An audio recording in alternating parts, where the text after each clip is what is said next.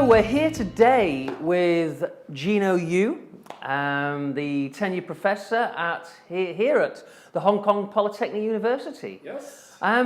Just tell me a little bit about your background and what kind of brought you here and what you're doing here. And Yeah, so I have a bachelor's in electrical engineering, computer science, PhD as well too. I used to teach at USC. I met my wife, who's from Hong Kong, which is what brought me to Hong Kong. And for the last 30 years, I've been in the area of digital entertainment, so video games, animation, media. And as a grad student, I ended up going around the world. In 1989, I had 3 papers accepted to different conferences, ended up traveling around the world. And wherever I went, I just meet different cultures, and you look people in the eyes, and you could kind of connect with them. Although your backgrounds and cultures are completely different, something about it allows you to connect with other people. And that led me to wondering, what is it? Well, actually that, and I only had $1,000 cash at the time and no credit card, and traveled for 4 months and had an amazing time. And through that, made me wonder, what is it? What's the commonality of mankind? What is it across all these different cultures that allows us to connect? And everyone's born, everyone dies, and while they're alive, they have to deal with themselves. And so they build a mental worldview, and then they live out their world, their views in terms of society, their families, culture, society, all lay kind of a belief system on them that they act from. And part of the process of kind of development is in engaging with people is, what if you let go of all the beliefs? What if you let go of all the beliefs? And as you do that, interesting things happen. It allows you to travel around the world and have amazing magical moments. And you can actually live the amazing magical moments just by traveling. And so that's part of the impetus for these the evolutionary caravan of being able to travel into the unknown and to kind of live from the unknown. And from that, from that experience, I've been in digital entertainment for about 30 years. But the last 10 years have been in the area of consciousness, so understanding the mind-body relationship. And so with the engineering background, I look at the mind-body relationship kind of like hardware and software in a computer. Physically, I'm here, physically, you're here, and physically, you're somewhere right now. But in this conversation, we seem to be somewhere as well. So what's the relationship between this mental space, which is where our beliefs and our worldviews are, and the physical body? And so if I mention, say, Hawaii, and you know what I mean, or there's certain neurons in my brain that are wired like yours, so what is that relationship? And so where that relates to digital entertainment and media is arguably where we're at in this conversation, is where you're at when you read a book, watch a movie, or play a video game. And so how do things here influence how you think and how you feel? And there's a process of learning, which is kind of the development, schools, universities, etc. But then there's also a process of unlearning, getting back into resting and not knowing, which largely relates to kind of the wisdom traditions in religion, etc. What's your relationship with all of this? Ultimately, who are you? Why are you here? And what is your relationship with all of this? so you're going to be kind of covering the basis of this and some of the science and the technology around this in your workshop. Yeah, well, and so related to that, we've spent the last 10 years or so, actually since the experience of traveling around the world, almost 30 years ago, I suppose. 30 years ago. Time flies. is developing kind of a theory of understanding what development is, related to, how we develop, and then what happens at the advanced stages of development, especially related to, and so a talk that I give in one of the workshops that I'll be talking about is on, it's called Personal Development, Mental Health, and Human Potential.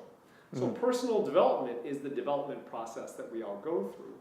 Mental health is when there's a mind and body and the emergence of this, space and time, when those are out of alignment, especially the relationship between the symbols and the mind and the processes of physiology, those can be mental health issues. Yeah, and physical health issues. It creates dis-ease.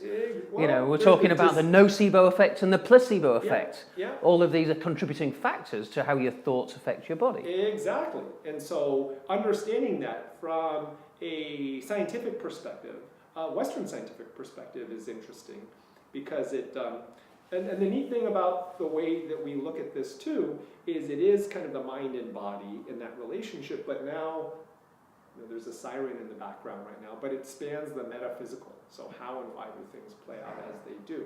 Like the door that just slammed there, for example, and we've talked about this. Mm-hmm.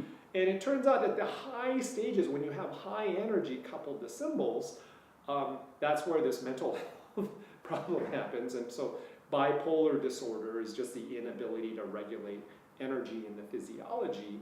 And the energy that you generate actually relates to how you're breathing and how you're holding your physiology.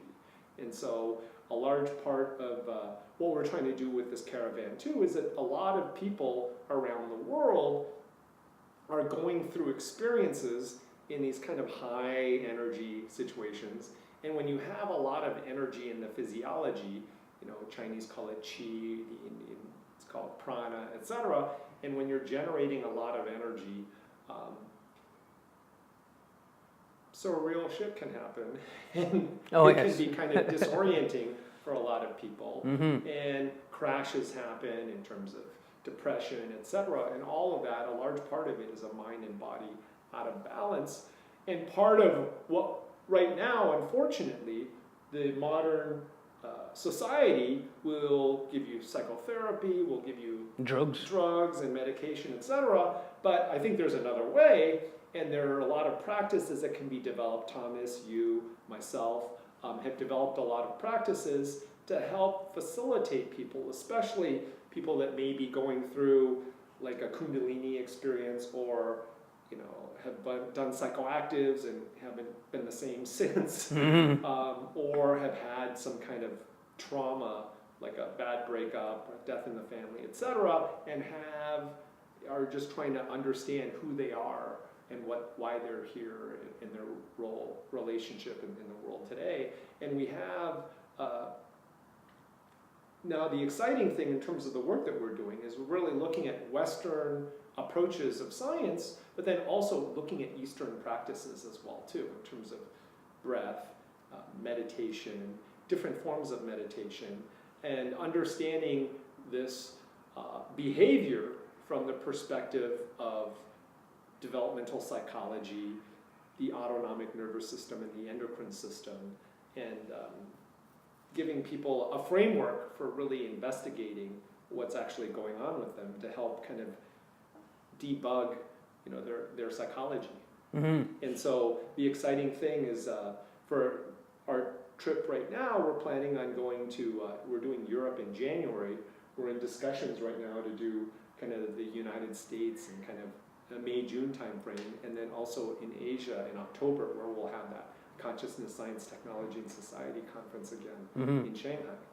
Yeah. And so part of this, what we're looking for are people that are trying to make sense or building community that, hey, no one really understands me in the modern world, but, I think we're people that develop understandings and can understand and appreciate no matter how crazy the beliefs may be. And I think we're at a point where it's transitioning more and more that way. There's more people doing spiritual practices, like yoga is one in itself, which can bring around Kundalini experiences. People are now tapping into our psychoactives and meditation, which start unlocking things, which once they unlock, it's like, holy... Anxiety over kind of global warming, and there's a lot that's there. And so we're looking for people that are going through these experiences. We're looking for other teachers, people that have developed unique practices based upon their unique gifts. And so here's something where we're actually identifying people with special abilities, which is the third part of this. So it's personal development, mental health, and then human potential. And so a lot of people that have developed like empaths, intuitives, seers, People that we have one person that can physically move you, just with his mind, with his energy. Other people that can fill the room with light. A lot of really interesting people that we've come across. And so we're identifying other people like this. And we're also trying to build a network of academic researchers and scientists that are researching this as well too. Mm-hmm. And so it's really threefold, what this trip is about.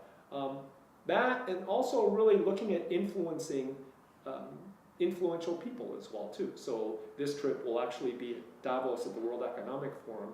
Looks like we're going to be collaborating with Hub Culture too. So we'll actually have a space there to be doing things, which is pretty exciting. With all the movers and shakers, if you will. And so it should be a lot of fun. Because when we're delving into this kind of area of consciousness, it can be a very ethereal subject for people. What is consciousness? What does it mean? How does it affect us? And statistics like, they say round about 95% of the day we spend unconscious. In other words, we're acting from experience and story and just programming. This is where, when we start to unlock those things, we start to understand ourselves and our lives in so much more detail and how to influence it. Well, the dangerous thing there is the way that you used consciousness there, and unconsciousness or is problematic in terms of defining what is consciousness even. Exactly. Yeah, and so arguably consciousness is just the thing that's aware of all of this, that which enables the awareness of all of this. And this is where, again, coming at it from a more open perspective, the Western perspective is consciousness is something that's somehow some process that happens in the brain or at the quantum level that goes through the brain, etc. But the Asian perspective is that consciousness is primary and everything is built upon that. Yeah. And so technically, from an Asian perspective, and from a non-dual perspective, who you are isn't this. You're the thing that's aware of this. And so there are a lot of different framings of all of this. And the framing that, and part of the challenge for communicating experience is the lack of a common language for describing these kind of things, which is why having workshops and developing an experiential understanding is really important, which is again why we're on tour. Yeah. With this. Yeah, you've got to get it out to the people and let them experience it for themselves. Yeah. It does seem that actual Western science is catching up with the Eastern philosophy, things like Stephen Schwartz's work, where we're looking at non-local consciousness and how experimentation and science is now showing that actually some of this philosophy is true in some ways. Well, there's a lot of fringe stuff there, but the main road of science is still kind of far off. Well, at the quantum level they understand it, but then how do you bring it to the physical level? Yeah, and so challenges. Yes.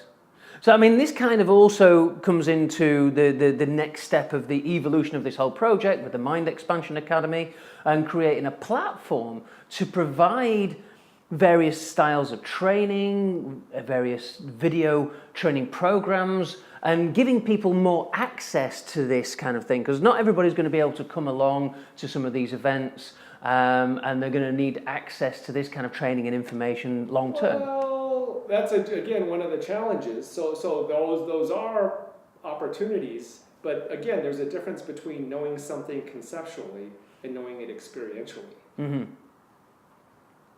So do you think that some of the content that we can produce through video programs can actually be experiential as well, to actually give people, at home an experiential exercise that they can do and actually find this sat in their own home? Potentially, and then that's where things like video games and virtual reality are really exciting. And we're doing a lot of work in the trans-tech space as well too.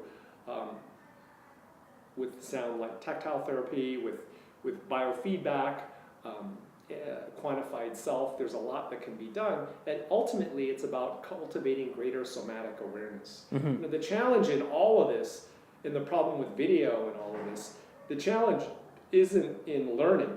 The challenge is in unlearning, and how do you get people back to intuition and insight, and knowing without knowing how you know.